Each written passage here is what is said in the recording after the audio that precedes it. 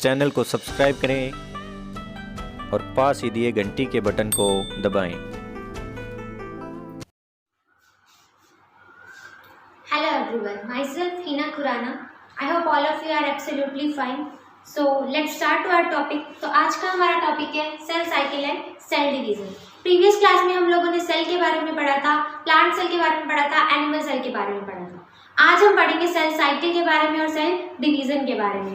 तो cell cycle और cell division का क्या मतलब होता है? सेल साइकिल और सेल डिवीजन से मतलब है कि जो आपका पूरा का पूरा चैप्टर है उसकी जो पिक होगी वो सेल के इर्द गिर्द घूमेगी। मतलब अगर सेल होगा तो सेल डिवीजन होगा, सेल डिवीजन होगा तो साइक्लिक मैनर में होगा। साइक्लिक मैनर में हो रहा है इसलिए हमने उसको नाम दिया सेल साइकिल। सेल साइकिल में अगर डिवीजन हो रहा है तो सेल का जो डिवीजन होगा उसको हम क्या कहेंगे? Cell division. तो इसलिए हमारे टॉपिक का नाम है cell cycle and cell division. अगर हम ऑर्गेनिजम्स की बात करें, चाहे वो यूनिसेलुलर ऑर्गेनिज्म है चाहे वो मल्टीसेलुलर ऑर्गेनिजम्स है, दोनों में सेल प्रेजेंट होते हैं, सेल्स एंड सेल्स प्रेजेंट होते हैं। मतलब कि अगर हम यूनिसेलुलर को कंसीडर करें तो जो यूनिसेलुलर ऑर्गेनिजम्स होते हैं उसमें सिंगल सेल प्रेजेंट होता है। मतलब एक सिंगल सेल ही पूरा का पूरा सेल का फंक्शन परफॉर्म करता है। और अगर हम मल्टीसेलुलर की बात करें तो मल्टीसेलुलर में बहुत सारे सेल्स प्रेजेंट होते हैं। मतलब उनमें जो होगा उनमें पर्टिकुलर सेल के लिए पर्टिकुलर फंक्शन होगा। मतलब कि हम जो है मल्टीसेलुलर ऑर्गेनिजम्स हैं, मतलब हमारे अंदर जो होती है, हमारी जो बॉडी होती है वो क्या करती है, उसमें अंदर millions and billions cells present होते हैं। मतलब अगर मैं अपनी बात करूं तो मेरे अंदर millions and billions cells present है।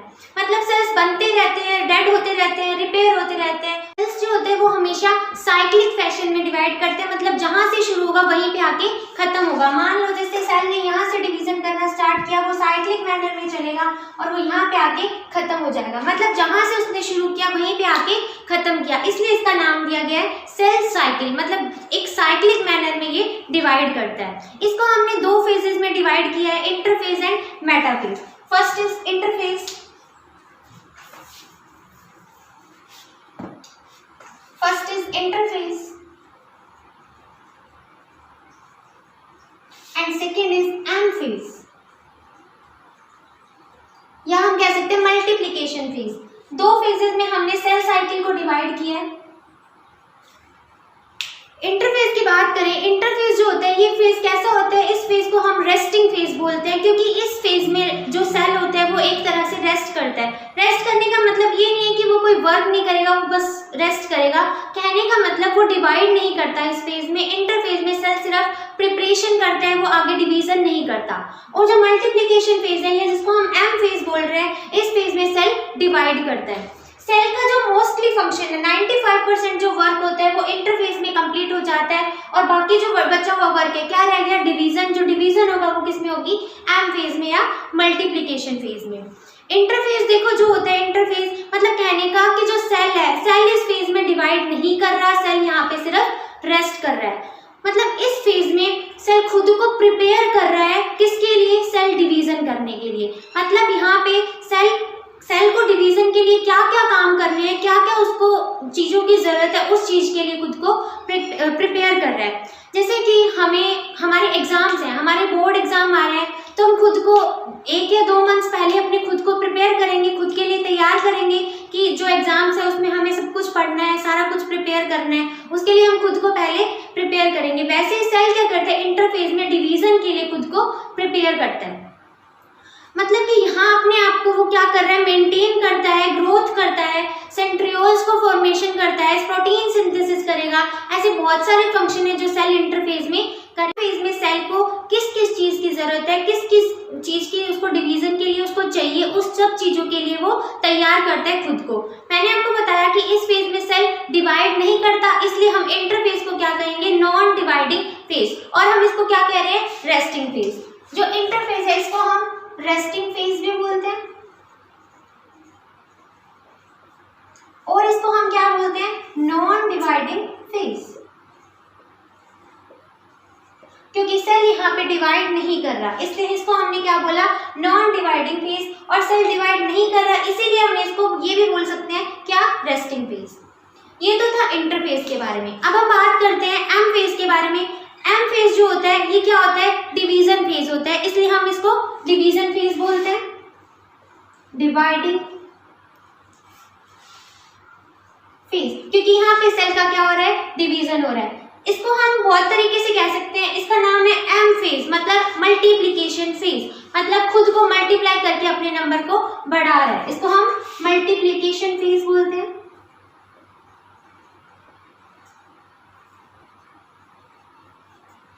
देखो मैंने क्या बताया, मैंने बताया कि हम इसको बहुत तरीके से देख सकते हैं, जैसे कि हम इसको डिवाइडिंग फेज बोल रहे हैं क्योंकि यहाँ पे सेल का डिवीजन हो रहा है। एम फॉर मल्टीप्लिकेशन, तो हम इसको क्या बोल रहे हैं, मल्टीप्लिकेशन फेज, क्योंकि ये क्या कर रहे हैं, अपने नंबर को बढ़ा रहे हैं, मतलब मल्टीप्लाई कर रहे हैं अपने नंबर को, और बहुत सारे अदर सेल्स को भी बना रहे हैं, मतलब बहुत सारे नए सेल्स की फॉर्मेशन कर रहा है। तो एम का मतलब क्या हो गया, मल्टीप्लिकेशन। हमने पढ़ा कि इंटरफेज में सेल ने खुद को प्रिपेयर किया डिवीजन के लिए, मतलब now the cell is ready to divide. तो सेल जो डिवाइड करेगा तो वो दो प्रोसीजर लेगा, first is mitosis and meiosis. Either mitosis होगा या फिर मियोसिस होगा, मतलब जो एम फेज है इसमें दो प्रोसीजर हो सकते हैं, या तो माइटोसिस या फिर मियोसिस। मतलब जो एम फेज है, एम फेज में या तो सेल माइटोसिस को पकड़ेगा या फिर मियोसिस को पकड़ेगा, मतलब इन दो दोनों प्रोसीजर होंगे, इन दोनों के भी आगे दो प्रोसीजर इसको करने पड़ेंगे सेल को डिवाइड करने के लिए। दो प्रोसीजर कौन से होंगे, first is karyokinesis and second is cytokinesis. First one is karyokinesis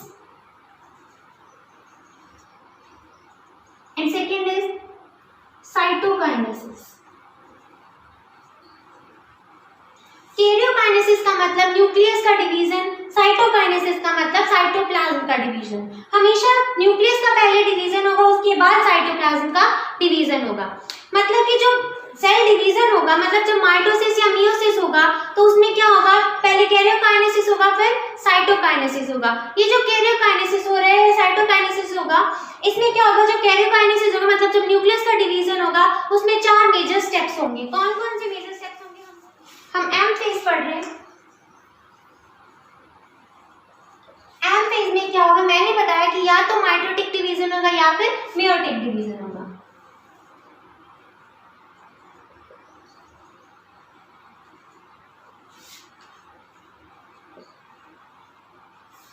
तो इसमें क्या होगा, कैरियोकाइनेसिस एंड साइटोकाइनेसिस, दो प्रोसीजर होंगे। कैरियोकाइनेसिस ये दोनों में होगा, karyokinesis and cytokinesis.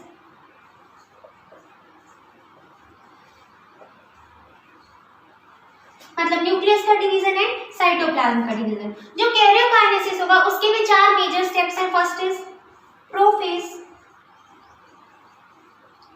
Second is metaphase,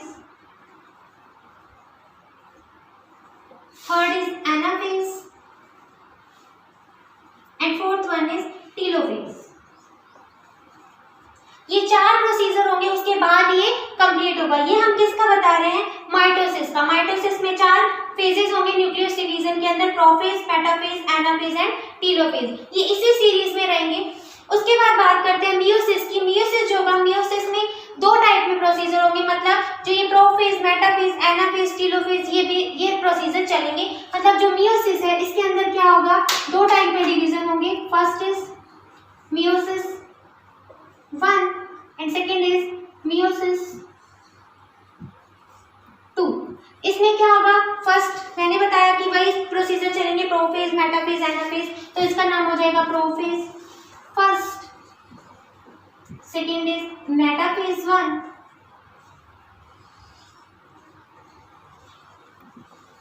third one is anaphase 1 and fourth is telophase 1। Same इसी में होगा, बस इसमें नाम भी आ जाएगा 2, प्रोफेज 2,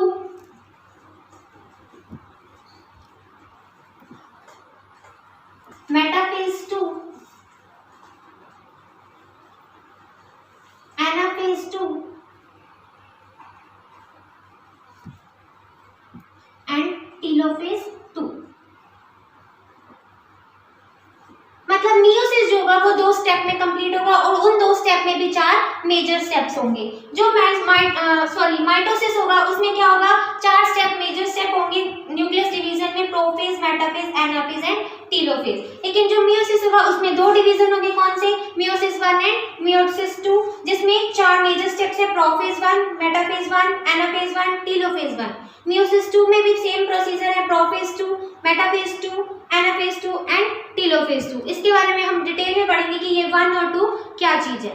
तो अब हम इसके डिटेल में स्टडी करते हैं। तो हमारा फर्स्ट पॉइंट है इंटरफेज। तो इंटरफेज को देखते हैं। इंटरफेज में क्या होता है, नॉन डिवाइडिंग फेज होता है। सेल क्या करता है, खुद को प्रिपेयर करता है किसके लिए, डिवीजन के लिए। और डिवीजन कब होगा, जब सेल इंटरफेज से मेटाफेज में जाएगा, मतलब मेटाफेज में एंटर करने के बाद सेल का, हम इंटरफेज की बात कर रहे हैं।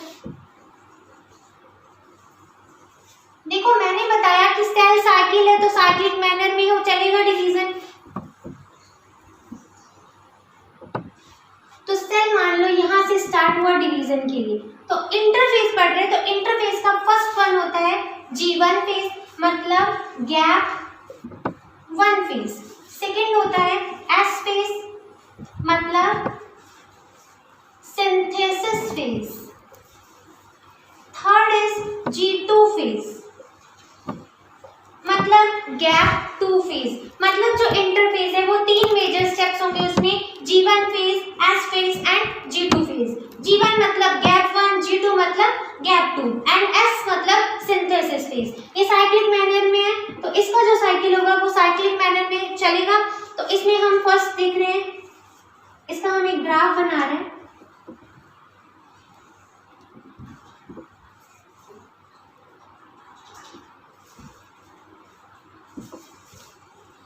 ये होगा G1 फेज, ये होगा सिंथेसिस फेज, ये G2 फेज और ये M फेज। मैंने आपको बताया कि इंटरफेज के अंदर 95% वर्क कंप्लीट हो जाता है। जो मेटाफेज होता है, मतलब जो डिवाइडिंग फेज होगा वो बहुत स्मॉल टाइम के लिए होता है। बाकी का सारा प्रोसीजर जो होगा वो किस में होगा, इंटरफेज में। मतलब ये जो पूरा का पूरा फेज होगा ये होगा इंटरफेज, और ये इतना फेज जो है ये क्या है, मल्टीप्लिकेशन फेज। तो G1 फेज जो होगा, G1 फेज जो होता है वो सबसे लॉन्गर फेज होता है, मतलब सबसे ज्यादा टाइम सेल G1 फेज में लगाता है। मतलब उस फेज में सेल क्या करता है, अपने आप को मेटाबॉलिकली एक्टिव बनाता है, सेल अपनी ग्रोथ करता है। देखो जैसे कि हमारे एग्जाम्स हैं, हमें एग्जाम्स में पास होना है तो हमें अच्छे से पढ़ना पड़ेगा, कुछ भी नहीं छोड़ना, तरीके से पढ़ना है, प्लानिंग करके पढ़ना है। मतलब सेल भी क्या कर रहा है, खुद के लिए प्लानिंग कर रहा है कि उसको कितनी ग्रोथ चाहिए, कितना उसको मैच्योरिटी चाहिए, उसको कितना कौन सा फंक्शन करना है, उसको कितनी स्ट्रक्चर चाहिए, ये सब वो किस में करता है, G1 फेज में करता है। G1 फेज में सेल क्या करेगा, पूरी कोशिश करेगा कि वो कहीं से भी इन्फेक्टेड ना हो। मतलब कि बात करें कि खुद पर लेके देखते हैं कि अगर हम एग्जाम्स टाइम में बीमार पड़ जाते हैं तो हमारे लिए प्रॉब्लम आती है, क्योंकि हमारी जो बॉडी होती है वो कैसी हो जाती है, डल हो जाती है। बॉडी डल पड़ जाएगी और रिकवर होने में हमें 5 से 10 दिन लग जाएंगे, तो अपने आप को लॉस होगा। तो हम चीजें जितनी नॉर्मल होनी चाहिए उतनी नहीं हो पाती है। तो इसलिए क्या करता है सेल अपने आप को हेल्दी रखता है। G1 फेज में ये ट्राई करते हैं कि वो अपने आप को हेल्दी रखे और मेटाबॉलिकली एक्टिव बनाता है। अब हम बात करते हैं S फेज की, जिसको हम सिंथेसिस फेज बोलते हैं। मतलब कुछ नई चीज का फॉर्मेशन होना। मतलब नई चीज का जो फॉर्मेशन हो रहा है वो किससे होता है, पुरानी पड़ी हुई चीजों से। मतलब प्री एग्जिस्टिंग चीजों से नई चीज का फॉर्मेशन होना, जो कि हमने सेल थ्योरी में पढ़ा था कि प्री एग्जिस्टिंग चीजों से नई चीज का फॉर्मेशन होता है। तो इसमें क्या होगा, जैसे कि सेंट्रियोल्स का फॉर्मेशन होगा, उसके बाद अगर देखें तो डीएनए का डुप्लीकेशन होगा, डीएनए का रिप्लीकेशन होगा, मतलब कि सिमिलर डीएनए का बनना। डीएनए देखें क्या होता है, डीएनए जो होता है वो होता है जेनेटिक मटेरियल, मतलब जीन कैरिंग मटेरियल जो होगा उसको हम क्या कहते हैं, डीएनए कहते हैं। एस फेज के बाद अब बारी आती है G2 फेज की, मतलब गैप 2 फेज की। G2 फेज जो होगा वो सबसे शॉर्टेस्ट फेज होता है, मतलब सबसे छोटा फेज होता है, और लॉन्गेस्ट फेज कौन सा होता है, G1 फेज होता है। जो G2 फेज होता है वो क्या करता है, उसके बाद क्या करता है, वो M फेज में एंटर करता है आफ्टर G2, जो कि होता है डिवाइडिंग फेज। तो G2 फेज में क्या करता है, सेल्स चेक करता है खुद को कि उसको जो जो चीजें डिवाइडिंग के लिए चाहिए थी, आगे डिवीजन के लिए उसको जो जो चीजें चाहिए वो सब कुछ बन गई या नहीं बनी। और इसमें क्या होगा, प्रोटीन का सिंथेसिस होगा। मतलब प्रोटीन सिंथेसिस कहाँ पे हो रहा है, G2 फेज में। मतलब G2 फेज में प्रोटीन सिंथेसिस भी हो रहा है और G1 फेज में भी हो रहा है, लेकिन इसमें जो प्रोटीन सिंथेसिस हो रहा है वो अलग होता है, और जो G2 फेज में प्रोटीन सिंथेसिस होता है वो अलग होता है। अब प्रोटीन सिंथेसिस जो G2 फेज में होता है उसका क्या काम होता है, वो क्या करता है, जब सेल डिवीजन होती है उस टाइम पे जो स्पिंडल की फॉर्मेशन होती है उसमें हेल्पफुल होता है। और क्या करते हैं, ये जो न्यू मेम्ब्रेन होती है, जो डिवीजन के बाद जो नई मेम्ब्रेन बनती है उसमें भी, उसको बनाने में भी हेल्पफुल होता है। जो प्रोटीन सिंथेसिस होगा वो G1 फेज में जो होगा वो अलग होगा और जो G2 फेज में होगा वो अलग होता है, क्योंकि जो प्रोटीन G1 में बनेगा वो डीएनए रेप्लिकेशन में हेल्पफुल होगा और जो प्रोटीन G2 में बनेगा वो डिवीजन के टाइम स्पिंडल फाइबर की फॉर्मेशन में हेल्पफुल होगा। अब हम बात करें आगे, जो डीएनए डुप्लीकेशन हो रहा है, मतलब जो इसमें डीएनए डुप्लीकेशन हो चुका, अब G2 जो है इसके अंदर वेरियस ऑर्गेनल्स जैसे कि माइटोकॉन्ड्रिया हो गया, गोल्जी बॉडीज हो गई, उसका भी डुप्लीकेट होगा, क्योंकि नए सेल की फॉर्मेशन होगी तो सारे ऑर्गेनल्स की भी उसको जरूरत पड़ेगी। तो माइटोकॉन्ड्रिया हो गया, गोल्जी बॉडी होगी और ऐसे जितने भी ऑर्गेनल्स होते हैं उनका जो होगा, उनका डुप्लीकेशन भी कहाँ होगा, G2 फेज में होगा। और एटीपी का सिंथेसिस भी होगा, क्योंकि जब डिवीजन होगा तो उसको एनर्जी की तो जरूरत पड़ेगी, इसलिए एटीपी का सिंथेसिस भी कहाँ पे होता है, G2 फेज में होता है। मतलब कहने का कि यहाँ तक का जो प्रोसीजर था G2 से लेके G1 से लेके G2 तक, मतलब G1 हुआ, फिर S हुआ, सिंथेसिस हुआ, फिर G2 फेज आया, ये पूरा का पूरा प्रोसीजर कितना था, अप्रोक्स 95% था। मतलब इतने तक सेल ने खुद को प्रिपेयर कर लिया डिवीजन के लिए।